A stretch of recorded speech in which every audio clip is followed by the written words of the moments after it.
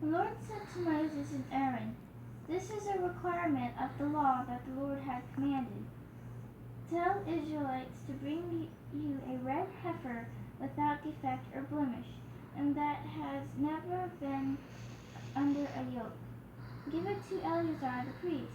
It is to be taken outside the camp and slaughtered in his presence. Then Eleazar the priest is to take some of its blood on his finger and sprinkle it 7 times towards the front of the tent of meeting. While he watches, the heifer is to be burned, its hide, flesh, blood, and intestines. The priest is to take some cedar wood, hyssop, and scarlet wool and throw them onto the burning heifer.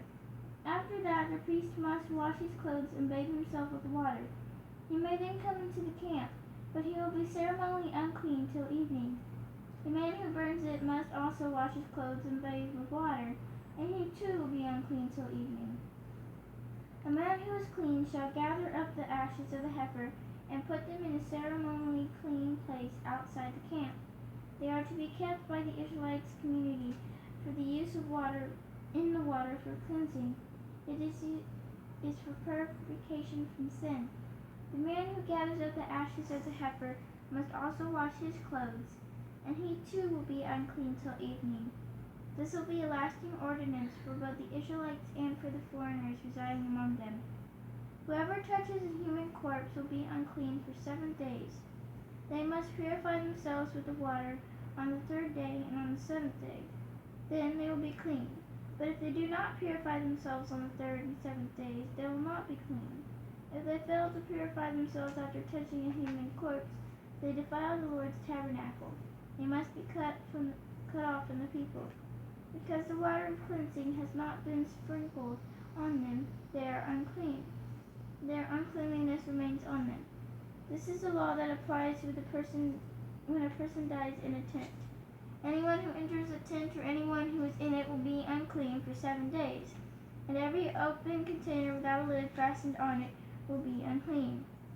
Anyone out in the open who touches someone who had been killed with a sword, or someone who had died of natural death, or anyone who touches a human bone or grave will be unclean for 7 days.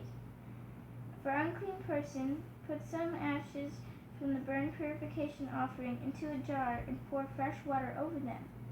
Then a man who is ceremonially clean is to take some hyssop, dip it into the water, and sprinkle the tent and all the furnishings and the people who were there.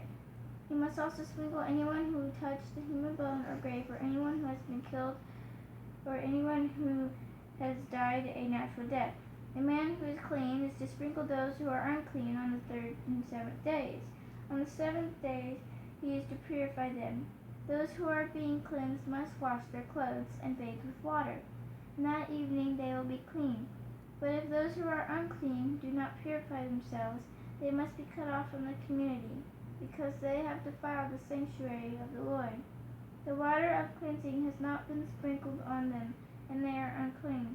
This is a lasting ordinance for them. The man who sprinkles the water of cleansing must also wash his clothes, and anyone who touches the water of cleansing will be unclean till evening. Anything that an unclean person touches becomes unclean, and anyone who touches it becomes unclean till evening.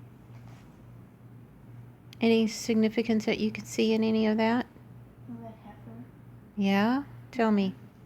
It's Jesus. You know, he cleanses us.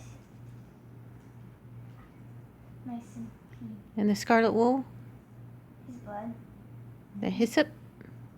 I don't know what that is. Healing? Healing.